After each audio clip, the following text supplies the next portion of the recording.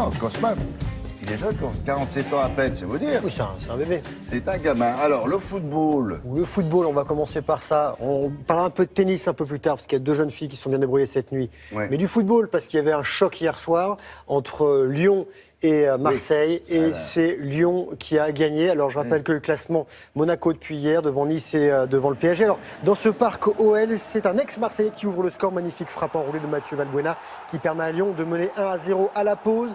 À l'heure de jeu, Lacazette double la mise et l'OM va réduire le score, mais ne fait pas douter, c'est Lyonnais qui l'emporte finalement 3-1 grâce à Lacazette, encore lui. Lyon 4e, OM 7e, Marseille qui aura l'occasion de se venger à domicile le 31 janvier en 16e de finale de Coupe de France.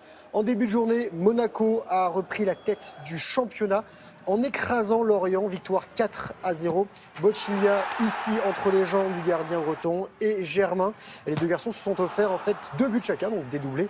Lorient est bon dernier. Poteau. Hein. Dernier résultat de foot, Saint-Etienne bat Angers 2-1. Les Angevins qui avaient ouvert le score en début de rencontre. Et la reprise, égalisation stéphanoise avec un but contre son camp de Bamba.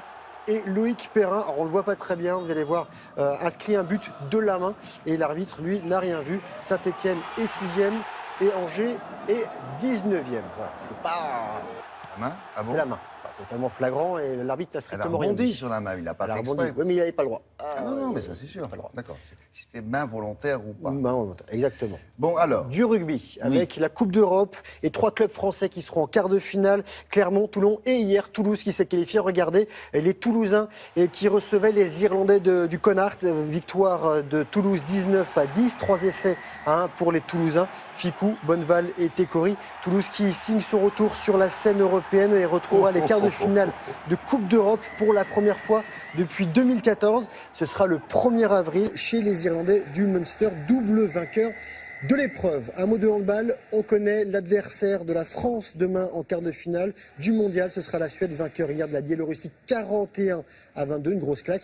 Les Français qui peuvent être rassurés, William, parce que leurs ennemis, les Danois, champions olympiques en titre ici avec le haut blanc et le short rouge, ont été éliminés par les Hongrois 27-25.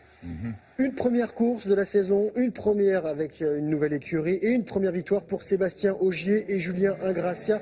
Les quadruples champions du monde en titre remportent le rallye de Monte-Carlo pour la 5e fois de leur carrière. Prochaine épreuve du championnat du monde, ce sera la Suède à la fin du début février. Voilà.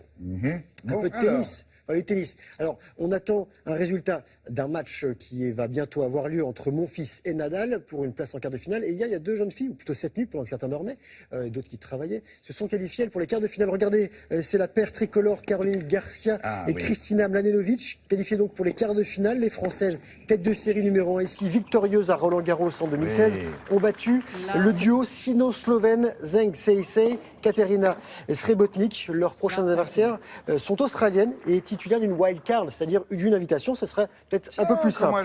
Elle va très bien, Serena Williams. Elle s'est hissée en quart de finale en battant la Tchèque Strikova, 16e mondiale.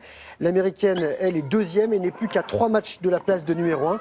Finaliste ici l'an dernier, elle a déjà remporté ce tournoi à 6 reprises. Pas très contente, cette adversaire. Regardez, Marie-Dorin Habert qui reprend sa respiration pour tirer, c'est du biathlon. L'équipe de France termine 2e du relais d'Antersalva en Italie. Victoire de l'Allemagne qui domine les Françaises pour la 3e fois en Coupe du Monde cette saison. Et on va terminer sur les skis avec du ski de boss et le premier podium mondial de Sacha Theocaris qui est skieur de Méribel. Il a 26 ans et il s'offre la 2e place à Val-Saint-Côme, c'est au Canada, derrière le patron de la discipline. Et je salue Ludovic Didier qui est l'entraîneur des équipes de France de ski de boss avec qui nous avions testé cette discipline. Très mauvais pour les genoux ça. Oui, mais